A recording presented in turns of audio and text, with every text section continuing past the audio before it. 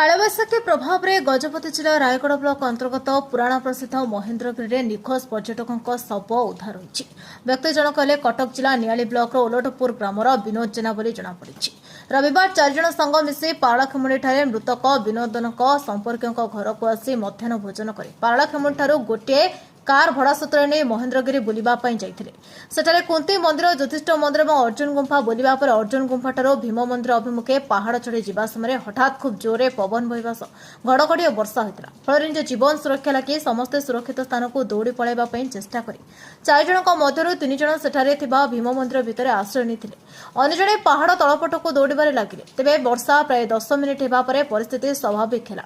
से समय 3 बंधु निखोज विनोद को खोजार आरंभ करते परवर्ती समय सेठारे वाच टावर और रिसोर्ट नियोजित वन विभाग कर्मचारी को भेटी समस्त कथा जणाइबा परे वन विभाग कर्मचारी मिसे भीम मंदिर पहाड़ समस्त अंचल को खोजाखोजी करते रविवार अपराह 3.5 घंटा ठारू प्राय 3 घंटा खोजाखोजी करी कौन अनुसंधान न पाइबारु गाराबंध पुलिस सहायता नहीं राति तमाम गाराबंध पुलिस रामगिरी रेंजर वन कर्मचारी समस्ते मिसी राति तमाम पुणी खोजाखोजी करते तेज भोर समय मृत विनोद शवटे भीम मंदिर सहदेव मंदिर मध्य पहाड़ उपर गाराबंध पुलिस उद्धार कर घटनास्थल को पारलाखेमुंडी उपखंड आरक्षी अधीक्षक माधवानंद नायक समेत साइंटिफिक टीम पहुंची तन्न कर जांच कर शव व्यवस्थित पारलाखेमुंडी स्थित जिला मुख्य चिकित्सालय को पठाई दी तेज